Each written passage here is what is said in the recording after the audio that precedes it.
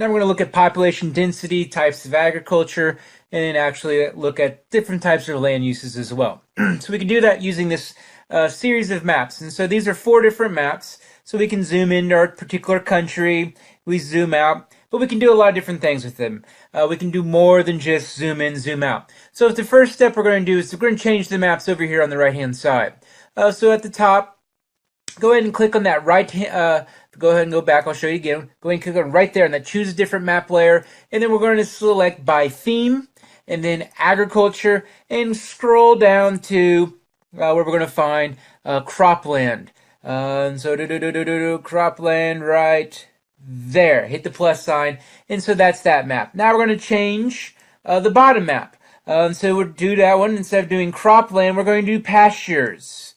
And so, boom, there it is. And so we could leave the maps as is, and we could still analyze them and see some particular patterns. It might be, useful for you. I just personally don't like doing it as well, but some patterns we can see here. First off, population density, we can see in China. We can see some patterns as far as population density and croplands. We see some parallels. And so where do we see people living in dense amount? In China, which is already in the eastern part compared to the western part especially, much more population dense. We can see there, yes, there is some overlap for sure between agriculture and where people live. And that could be a pattern that you should see in your country. Maybe it's not a pattern that you see. Now let's look at pastures. Keep in mind pastures like grazing. So it's not so much farming. It's a little bit more different type of agriculture, a little bit more kind of wide open spaces. Think about cattle grazing or herding, those types of activities. And we can see here, yeah, there is some pattern, but it's more of those marginal areas. You look at as far as that dense cluster, well, that's definitely where there's ag. Well, that dense cluster there in the pasture is missing. Now, once again, this might be your best way to analyze these maps. But if you go up to the top here and it says single map mode, it might be a little bit better to analyze and see some particular patterns. So first off, we've got to adjust the map, kind of massage the map to get what we want as far as how it's going to look. So first off, let's just go ahead and check off all of them except the top one, which is population density. So what you can do is the opacity you can change. So it shows population density. Of course, maroon or dark red is where we see the most dense. Areas that are very sparsely populated are light colored. So what you can do then is you can kind of use the opacity to kind of see where you're at. So you can zoom into a particular area, especially if you have an obscure country, small country, you can kind of zoom in, make sure you're in the right spot. And then when you're analyzing the patterns, you can then increase the opacity. So we look at China once again, we can really clearly see the eastern part of China much more populated than the western part. Another key difference between these two different Chinas.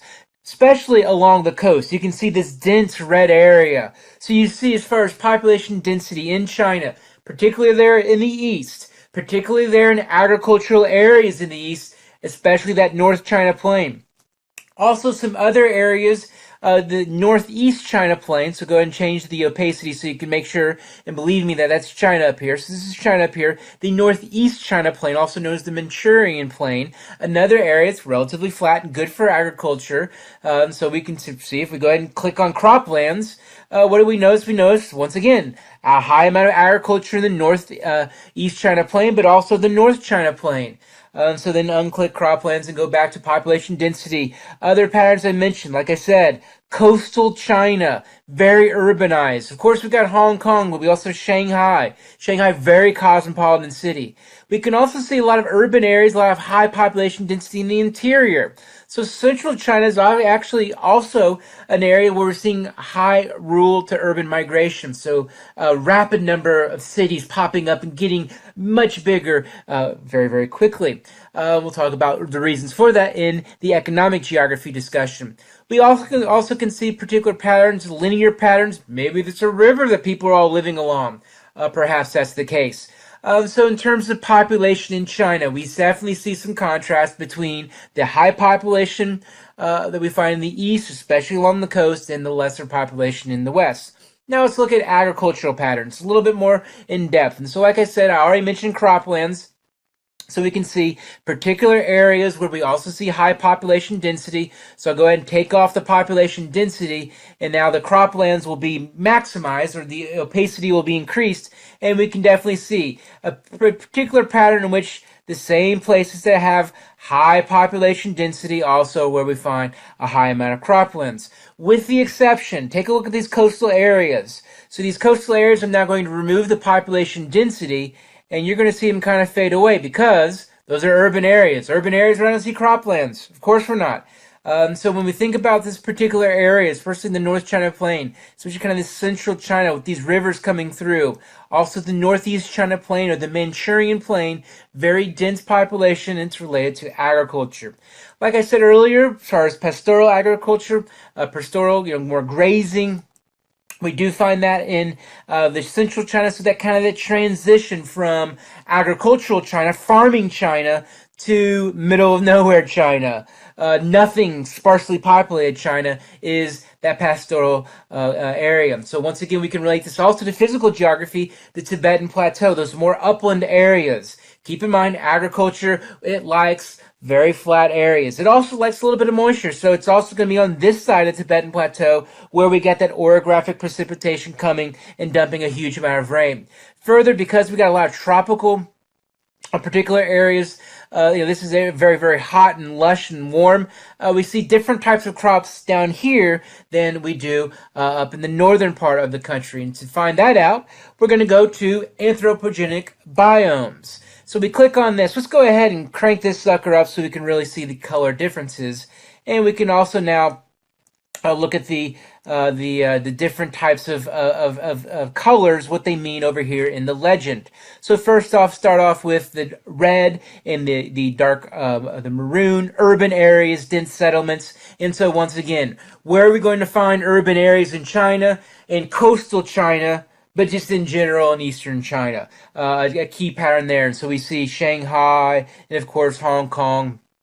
But also up there, we've got Beijing and the Manchurian Plain. Other patterns we notice, we see this darker blue down here, which is indicated by rice villages, and then a different color up here, and that's got kind of that teal color, which is irrigated villages.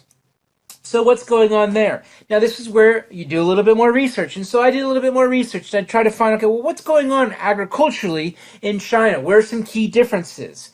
And I did notice that, okay, not only do we have a pattern in which all the ag's in the east, hardly any's in the west, we also have a pattern in terms of the southern part of eastern China. We see more rice being grown, and that has to do with the warmer climate. It's more conducive to rice. So where in the United States do we see rice cultivated? It's in the southeast where it's warm and lush and also close to an ocean. Whereas in the northern part of China, you see a wide variety of crops. You see in the northeast China Plain, spring wheat, sorghum, soybeans, corn or maize. The North China Plain, you see more sorghum and corn. You also see a different type of wheat, a winter wheat.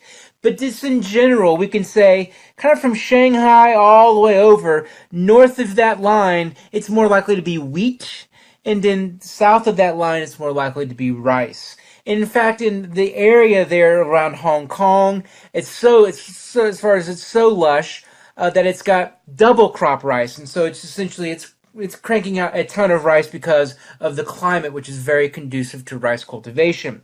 And so some other patterns we see in China in terms of the types of land use. We get out here, we get more of those browns that are associated with rangeland, once again pastoral, and then you get out here into the middle of nowhere and there's just nothing there. It's desert, sparsely populated, sparse trees, hardly anything around. We can also see the Himalayan Mountains. And this is not really trying to show mountains, but we can see how you can see one side of the mountain compared to the other. And so China, once again, kind of well protected with these hinterlands that are either miserable or we have the uplands that definitely separate South Asia from East Asia, India from China.